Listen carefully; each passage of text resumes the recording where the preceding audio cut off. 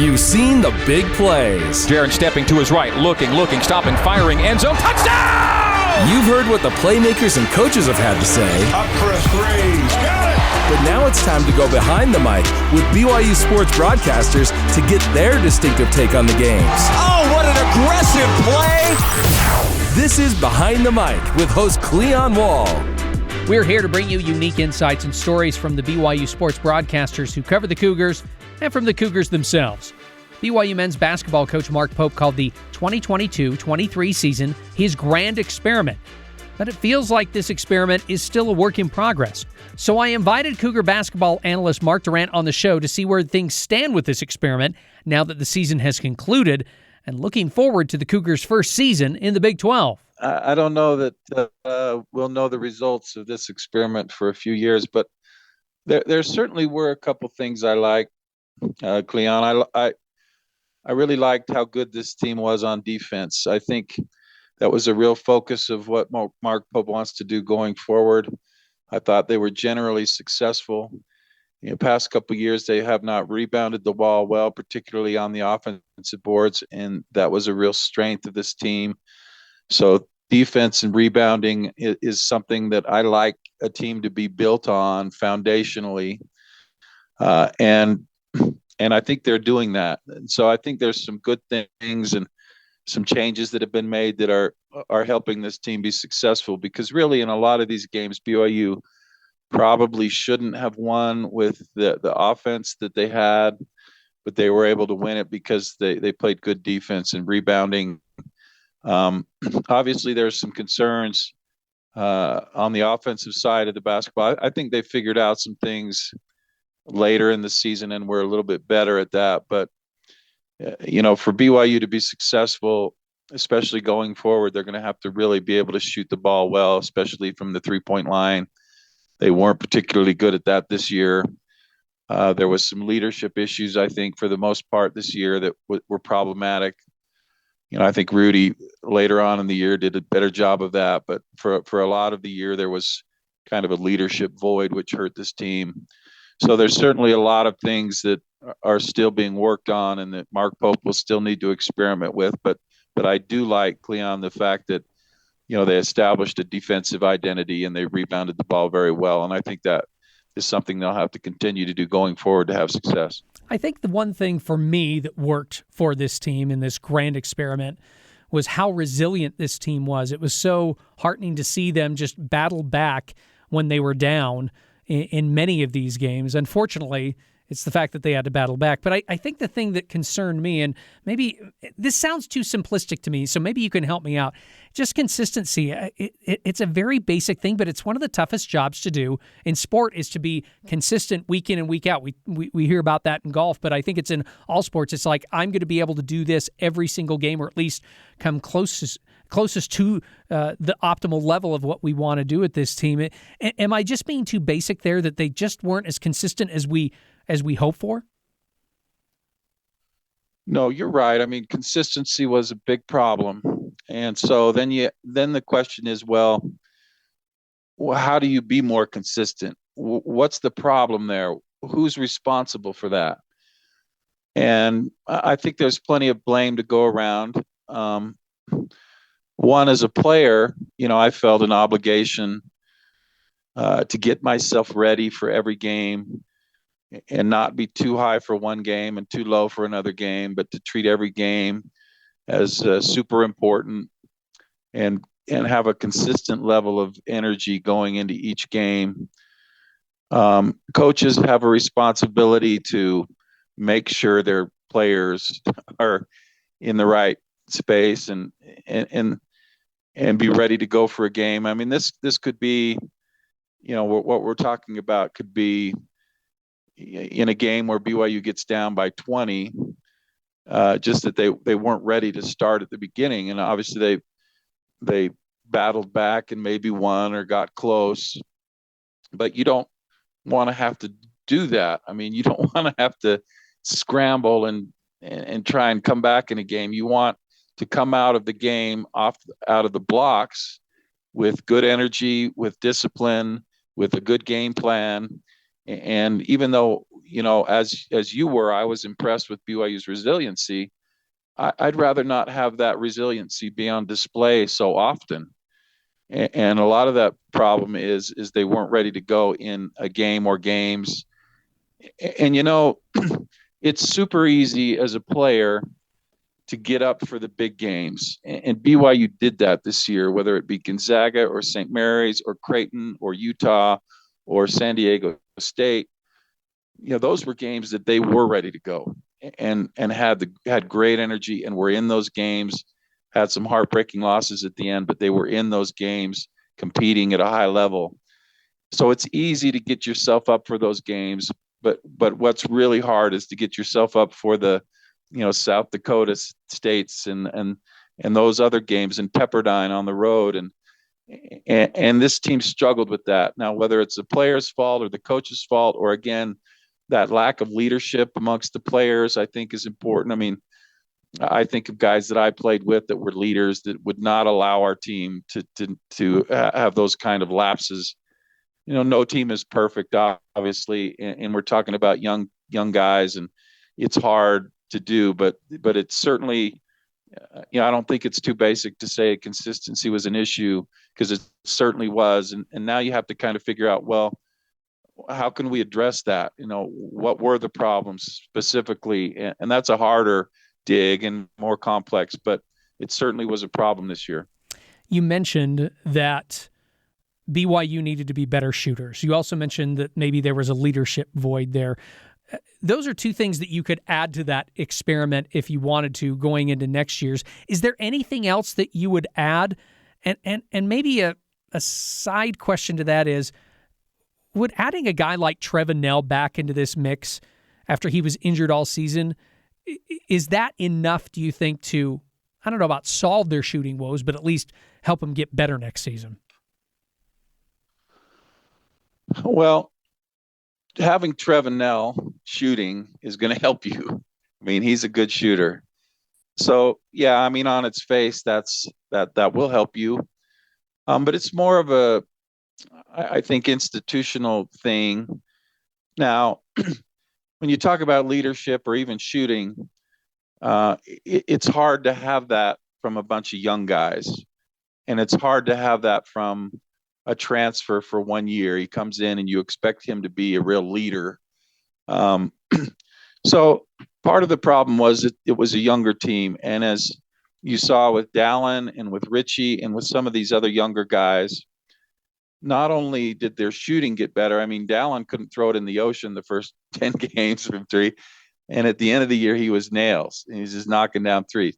So his confidence in the rust, as he gets from freshman to sophomore to junior, those things kind of take care of themselves. And you see the leadership of a guy like Dallin and Rich, and that leadership will increase from year to year. So some of these problems and the consistency and the leadership will kind of take care of themselves when you have solid guys that are in the program for multiple years, like Trevin Knell. He's been around for a long time. So you can get those kind of things. The problem is with this last year is, kind of stuck in a spot where you didn't have guys that had been in the program for a long time, other than maybe Spencer Johnson, and he was injured part of the year, and obviously Trevin was injured. And so you're searching for these things that naturally you'd have with experienced guys that have been in your program, and it just wasn't there for BYU. Now, was that a problem with the coaches that they didn't plan appropriately?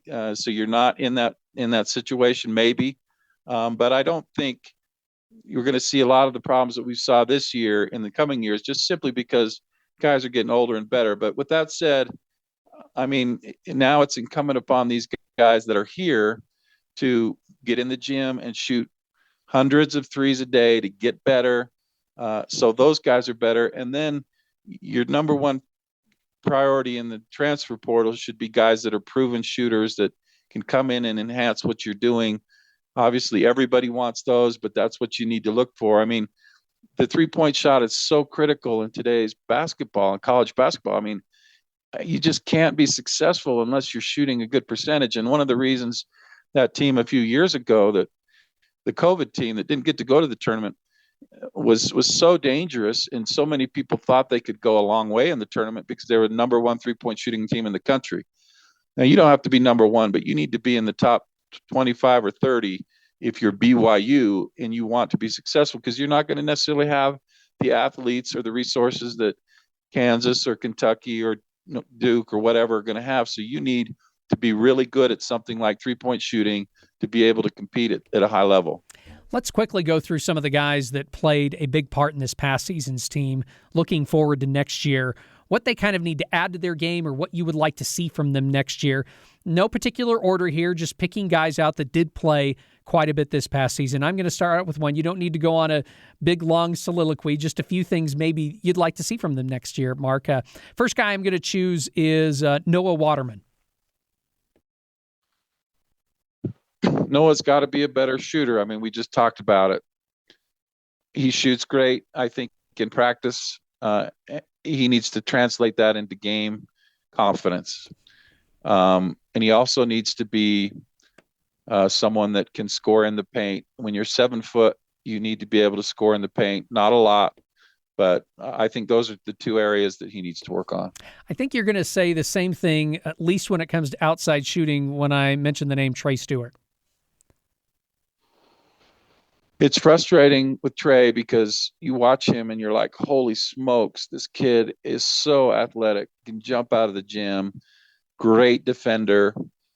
Not only shooting, I mean, I think he can get better shooting the more minutes he gets, more comfortable he feels, but he needs to, when he's on the floor, not do things that make coaches pull their hair out, not commit turnovers, just be solid. And I think sometimes he self-sabotages by trying to do too much. Just go out, focus on the defense, focus on making smart plays, and then you get the minutes that you want, and I think the shooting will come. Jackson Robinson. Jackson needs to get stronger. He needs to be more of a threat off the dribble penetration. We saw a little bit of that late in the season, which I loved, but he can't be so one-dimensional. I think he's a tremendous shooter, but he needs to be more aggressive getting to the rim and scoring from multiple places on the floor. I would add, and I'm not an expert on any of this, but I would add just finishing when he drives to the rim. There were a couple times when I saw him drive to the rim, and I'm like, oh man, let's see how this goes. And it just didn't quite turn out the way I was hoping it when he actually drove to the basket. Yeah, he certainly has it in him, but I just think he's kind of grown up just being a perimeter guy shooting the three, but that's not enough anymore. He needs to go, and the only way you kind of learn how to do that is by doing it and absorbing contact and knowing what that's like and still scoring it. It's a learned thing, and he needs to get there. What about Richie Saunders? We talked about him a little bit. What does Richie need to work on? I think Richie needs to work on his mid-range game. I think he's very crafty underneath the basket. I think his three-point shooting got better as the season went on, but he needs to be a threat off the dribble, maybe pull up for 10 or 15-foot jumpers, maybe little runners or teardrops in the paint. Just find that mid-range game. But I love Richie's game. I love how hard he plays. He just needs to fine-tune some things offensively so he'll be a real threat. I was trying to come up with what I'd like to see from Dallin Hall, and I'm asking a lot from him when I say I'd like to see a little more Steve Nash in Dallin Hall. Dangerous in so many things that teams won't be able to shut him down, because if they shut one thing down, he's going to be able to pull something else out, and he's going to be just as dangerous, whether that's passing, shooting, dribbling, whatever it may be.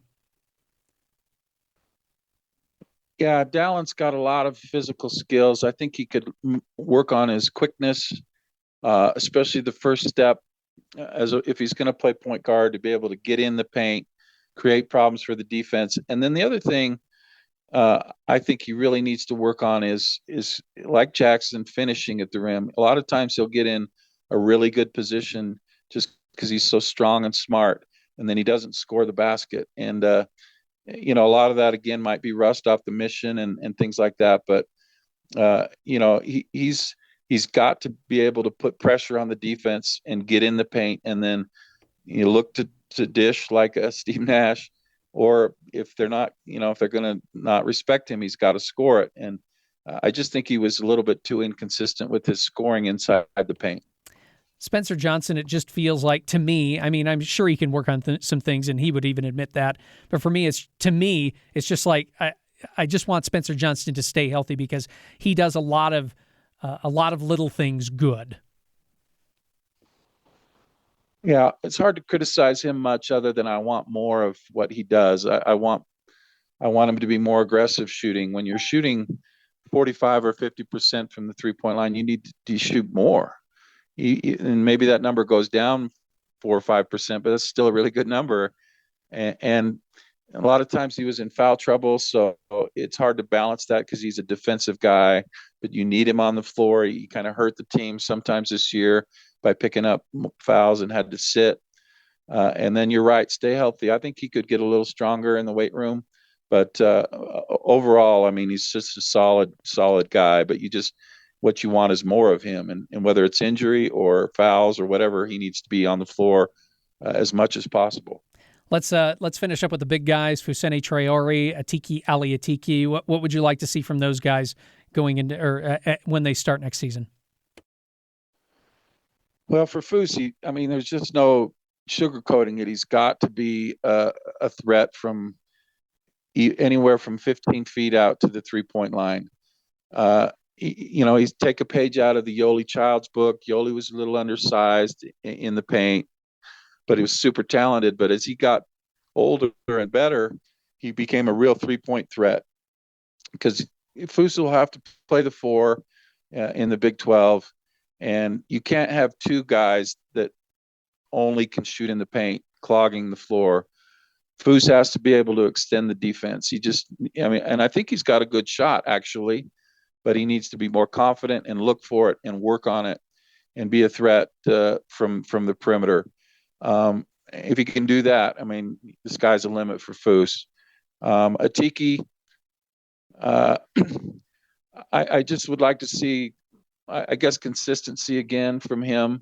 Some games he's just terrific and makes really solid post moves and does the right things. Other times he looks a little bit panicky and he just doesn't feel comfortable out there.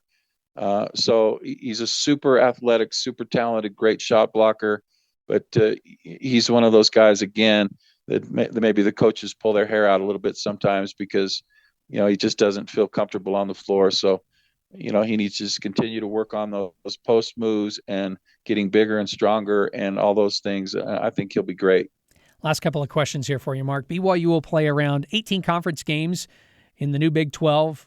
Which facility do you want to see BYU play in the most, and why is it Fog Allen Fieldhouse in Kansas?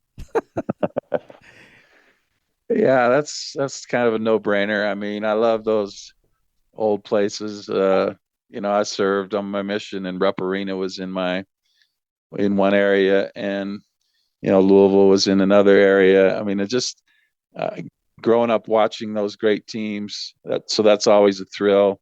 And not just that. I mean, I just like the opportunity to play in really nice arenas against high quality opponents that fill their arenas, where college basketball really matters to people and they're passionate about it, like it is at the Marriott Center. And I think it's pretty cool, by the way, for a lot of those Big 12 teams to come to the Marriott Center. I mean, that's one of the great basketball environments in the country. And so that should be cool for them. And obviously Fog Allen is at the top of the list just because of the great teams and the history they've had there. And this will be a first time for me for a lot of these places. So I'm really excited about it. Mark, thanks a lot for joining Behind the Mic again. Cleon, I would do anything for you because I love you, man. You're awesome. Thank you. When we come back, BYU Sports Nation could be covering its last football pro day here in Provo.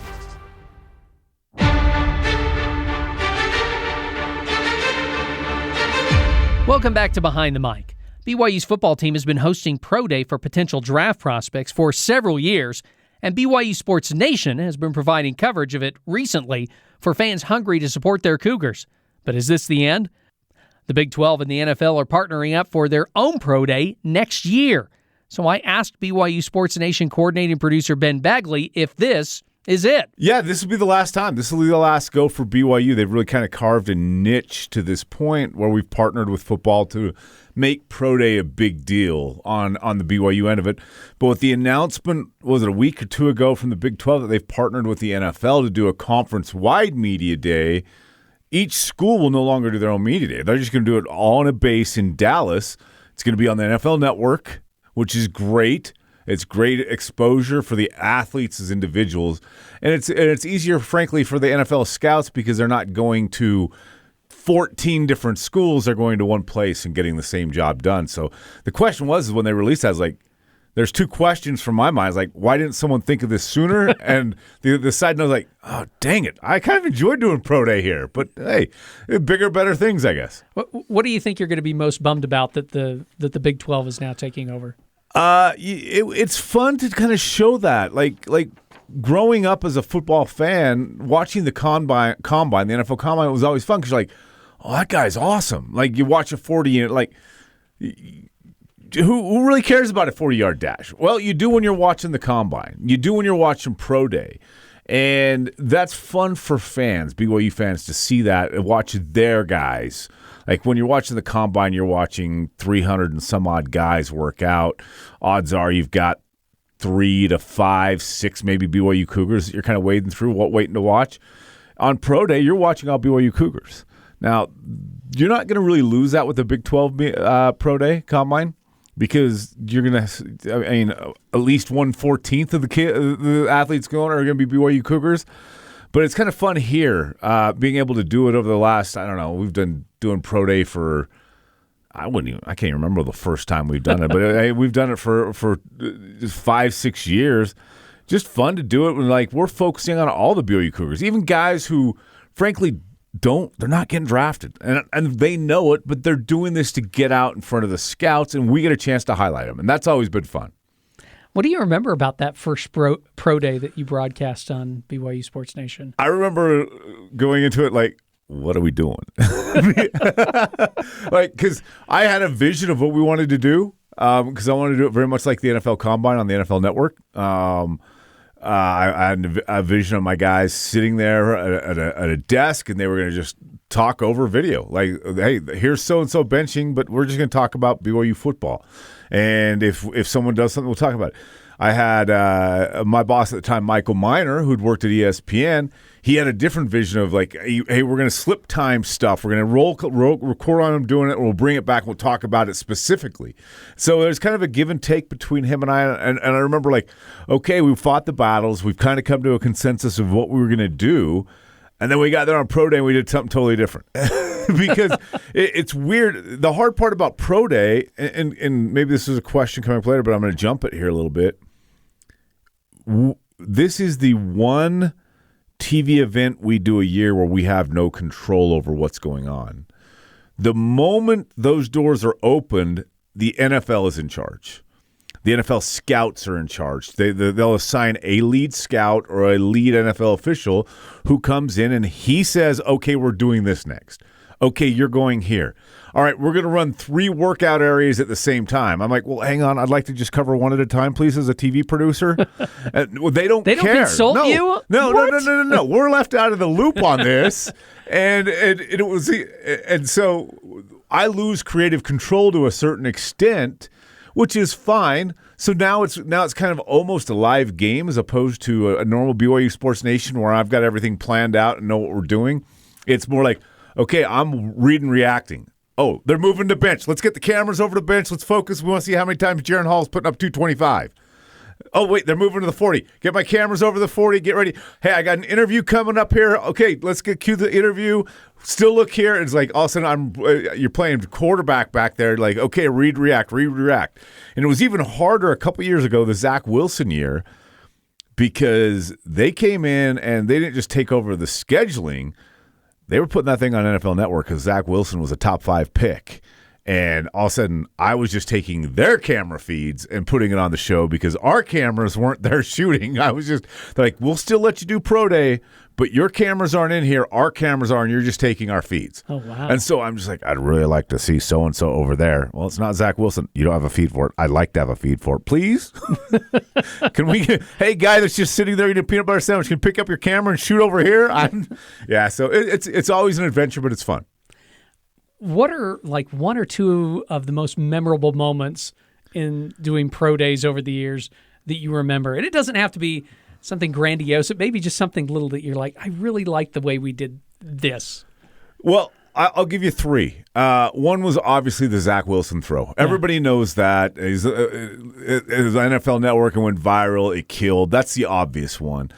A kind of funny one was one of the, I think this was the first year or second year? I can't remember. We had a big stage set up where we had two sets, not one, two sets on the stage at the back end of the end zone. And we all through the planning, hey, we're okay set up here, right? Oh, yeah, you're fine. They're not going to be throwing here, right? No, you'll be fine. Are we sure? Yeah, you're good. So what happens? Someone throws a long bomb, leads the receiver right into the back of the set. All of a sudden, we're on the air. All of a sudden, crash. And we're like, what? I'm like in the studio. I'm like, what happened? The receiver just ran into the back of the set because the ball was thrown there. And I'm like, oh, no. Yeah, I thought we were okay with that. So that quickly changed. We no longer have a two-set set up in the back of an end zone. So we've done it from studio with just the cameras down there. We're back this year. We were back in the IPF with a smaller setup. We've done a couple other things. And then there's just the success stories of watching guys. I want to say it was Micah Simon, who really wasn't on anybody's radar. But he came into Pro Day, and he came in fit, and he came in athletic. He ran an amazing 40, had a great vertical, and all of a sudden, the next couple of days, well, hey, check out this kid from BYU that wasn't on everybody's radar. Like watching guys do that and watching guys have those success stories, but also to be able to talk to some of these scouts and agents and former and current players that are there to just kind of, hey, this is cool. This guy has his opportunities to impress. That access you have to the agents and maybe some of the former players, is it more of a you just grab them as you can as they're on the field, or can you plan this out? It's been both. I know a couple of guys who are agents and normally will have a BYU player or two in that draft from year to year. And I've talked to them and lined them up before. They give us some great insight about what this means and what the scouts tell them about their clients. That's always nice. One fun thing was having Jordan Pendleton on, former player, but also a fitness guru, works a lot of these guys out, getting them ready for combines, and having him on to explain, okay, here's what we did to get so-and-so ready for today. Because it's different than what you actually do to get ready for a football game. Yeah. So stuff like that I can line up, but for a lot of the stuff, it's like, hey, who's here and who can we talk to? And it's one of those things like we've got our setup for this year is we've got the set with Spencer and Jerem, and we're trying to pull as many interviews over to the set as possible. But we've also got Jason out in the field on a remote camera and mic, just like, hey, if someone's got 5 minutes and they don't have time to come over to the set, Jason, you're a go. You're on that interview. Go now. We'll record it. We'll play it back. Where do you think the focus will be on this pro day? I mean, I've never done one of these, but I still think it's probably going to be all eyes on Jaren Hall just because that is the most prominent position in football. Well, just having done a few of these, it's always the quarterback. I mean, that's the sexy position, right? That's what everybody wants to watch, what everybody wants to talk about. But Blake Freeland was a guy who tore up the NFL Combine with his physicality, his jump, his vertical and horizontal jumps, and some of his runs, because he is a physical freak. I mean, if you've met Blake or you watch him play, you quickly understand this guy's he's an anomaly as far as an athlete goes. I think that's going to be fun to watch, but it's an offensive lineman. I mean, you're going to watch him go 225 X amount of times. You're going to see him jump really high again. But I think that will be impressive. What I'm interested in, and I'm curious to see how it turns out, is all eyes will be on Jaron but in that way, Puka is going to get some shine. And some of the other receivers are going to get some shine because it'll be on Jaren. But if those guys are making plays and if they impress in the 40 and they impress in some workouts and then they make some plays on the throws with Jaren, those guys will get some shine. And that's what I'm hoping to see. Going back to Blake Freeland, I do want to ask about that. How do you create a feature around an offensive lineman? I mean, with Jaren, it's really easy. It's like, we can talk about stats all day with completion percentages. This is where he throws. You can talk forever about Jaren and what he can do with the ball. Puka, the types of routes he runs. What's it like with an offensive lineman? Because if everything's working well, no one's talking about them unless they're making some impressive, block. Pancake block, yeah. Yeah, exactly. It's interesting because we do a lot of spot shadows on our B-roll or our tape where you freeze the frame and you put a little pillar of light over, watch this guy, and then he does the play. And even that doesn't do it. It's more just, the linemen, it's kind of hard to judge. It's the athleticism. It's the size. We can compare the numbers to past guys in the NFL draft combines. If Blake puts up a number and we can say, okay, that would be a top 5 all-time number in the NFL Combine, or here's where that would have ranked in this year's NFL Combine amongst offensive tackles, we can do that.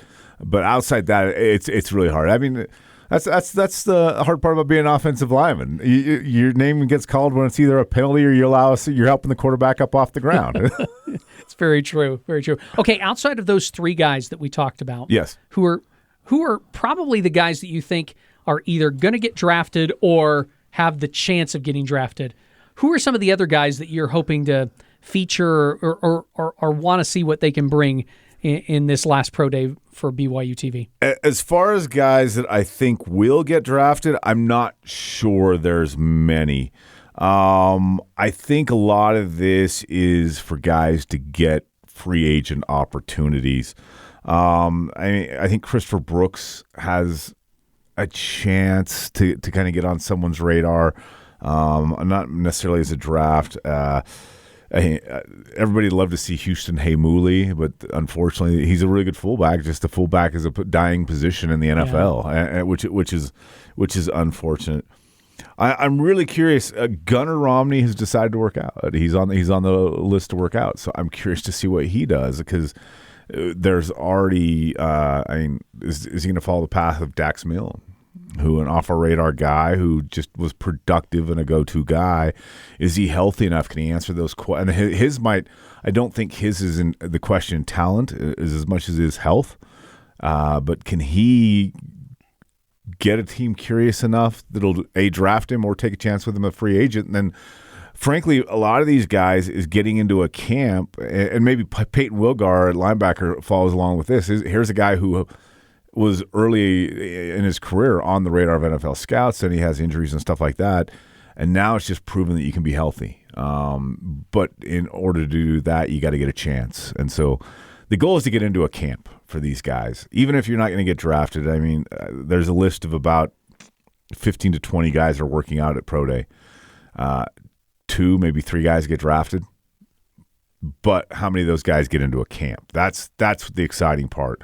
I'm going to guess that probably on top of the guys getting drafted, you'll see 5 to 7 guys get in camps. And then it's up to you at that point to make a name for yourself. Ben, thanks a lot. No worries. Thank you. Download and subscribe to Behind the Mic wherever you find podcasts, or listen to all episodes on the BYU Radio app. Behind the Mic is a production of BYU Radio.